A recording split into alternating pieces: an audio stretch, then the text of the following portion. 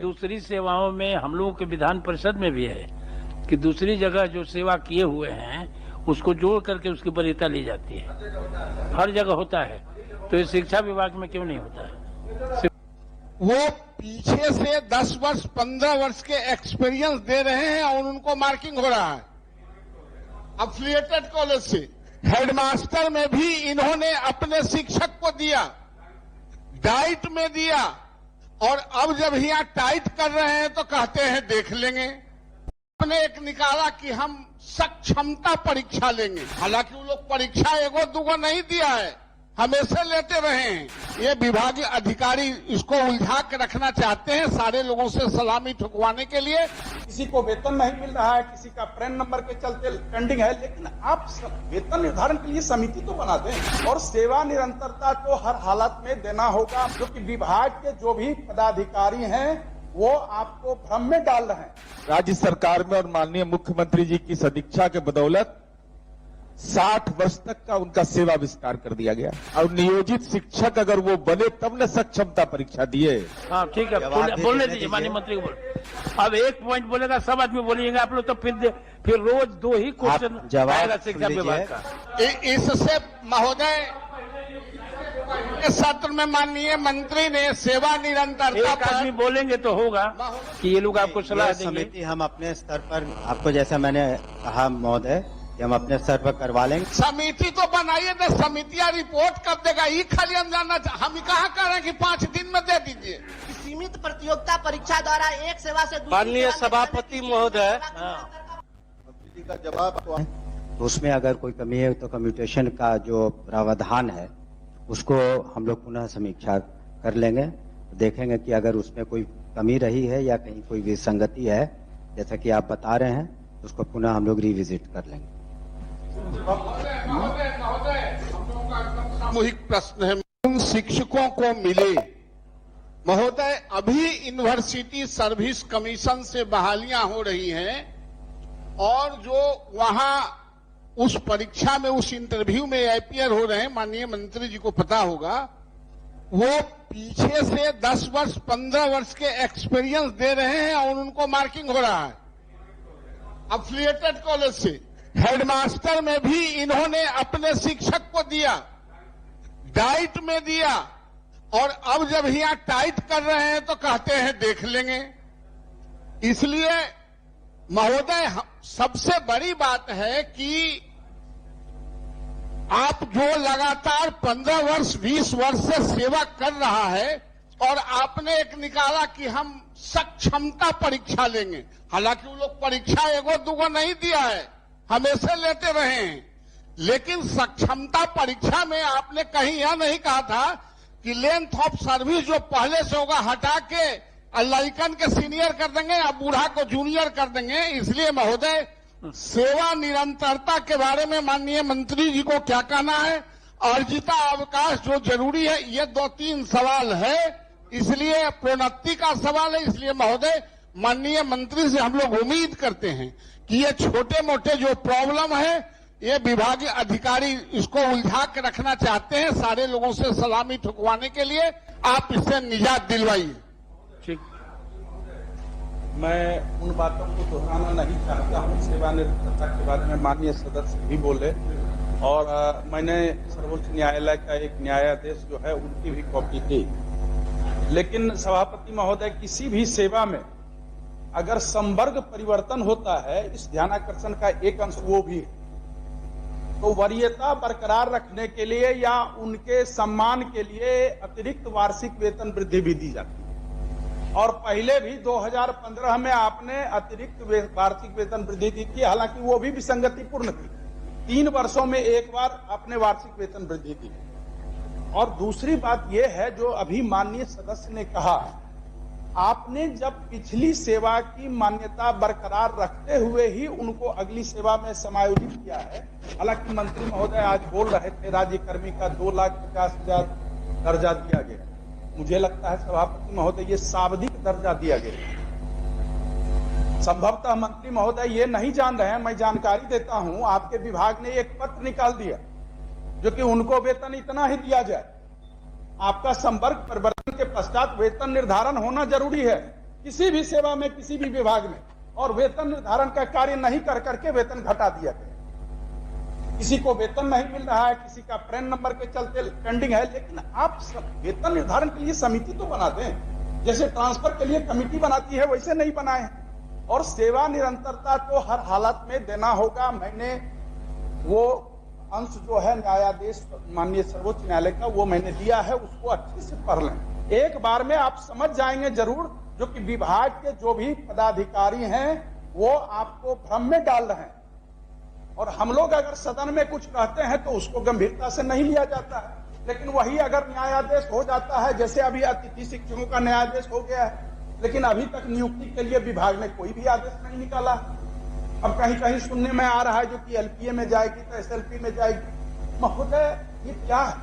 इतने दिनों की सेवा है, राज्य की मेधा और प्रतिभा का सम्मान अगर यहाँ नहीं होगा तब कहाँ होगा? और उनके सेवा को जो मान्यता, सेवा की जो मान्यता है, आज तक सब कुछ उसी से होता है। और उन्हीं के कंधे पर सभी जैसे 81,000 विद्यालय की बात माननीय मंत्री महोदय का सच है, उन 81,000 विद्यालयों में तो यही स्थानीय निकाय के शिक्षक थे। और मैंने पूर्व में भी सदन में कहा है, त्रिस्तरीय सरकार की व्यवस्था भारत में त्रिस्तरीय है।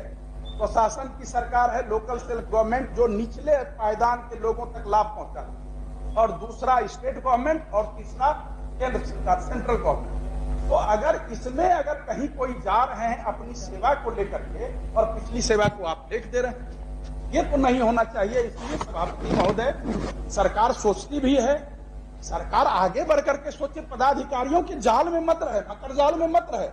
पदाधिकारियों के मकर जाल में रहते रहते ही इस तरह के ध्यानाकर्षण आते हैं और सदन का समय जाया। एक बार भी नहीं संघ संगठन से या शिक्षक प्रतिनिधियों से बात। एक मिनट जरा।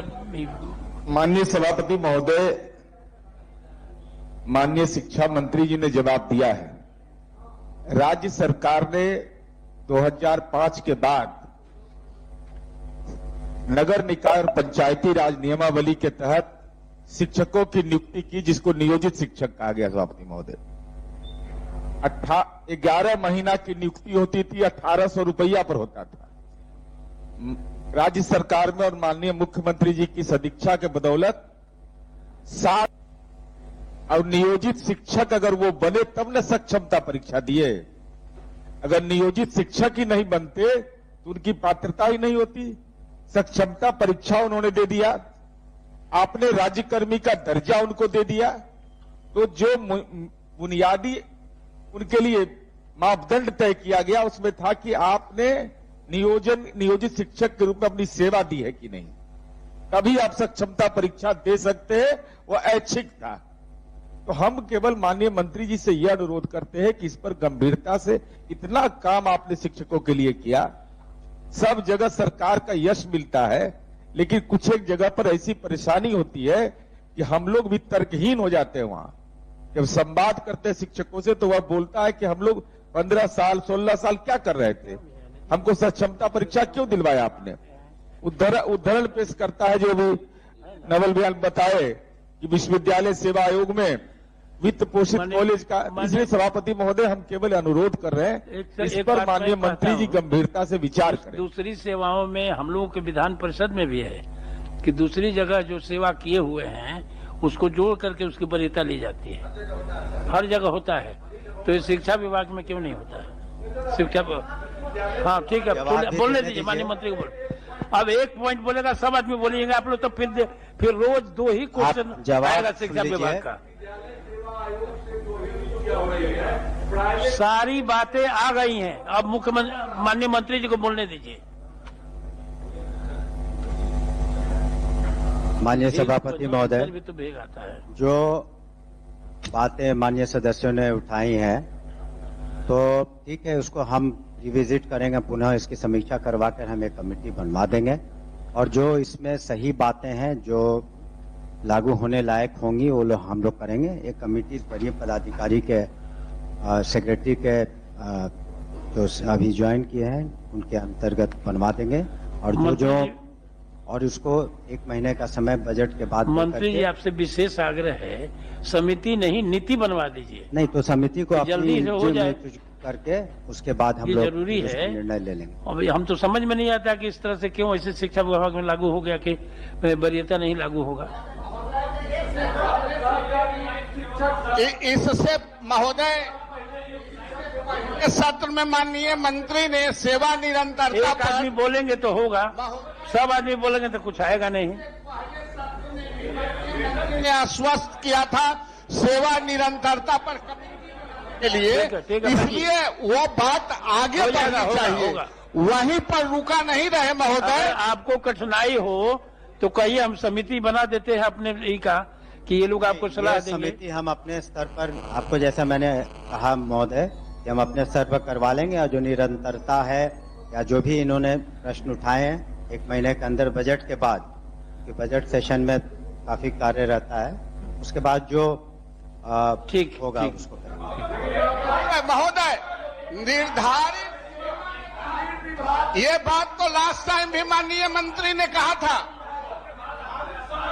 15 दिन, 10 दिन, 11 दिन, 1 महीना, 2 महीना, 2 साल, 5 साल बजट सत्र के बाद, आए? बजट सत्र के बाद, चूंकि अभी बजट में व्यस्त रहते हैं लोग, जी। उसके बाद इस पर समिति बना के अपना विचार करेंगे। समिति तो बनाइए ना, समितियां रिपोर्ट कब देगा, ये खाली हम जानना हम कहाँ कह रहे हैं कि 5 दिन में दे दीजिए, अप्रैल के लास्ट तक दे देंगे, हैं? अप्रैल के लास्ट तक आग्रह है। ठीक है महोदय, वैसे समिति आसन का निर्णय सर्वोपरि है और उसको ये सलाम निर्णय करते हैं। नहीं, आग्रह है कि हो जाएगा, निर्णय ठीक नहीं। है महोदय,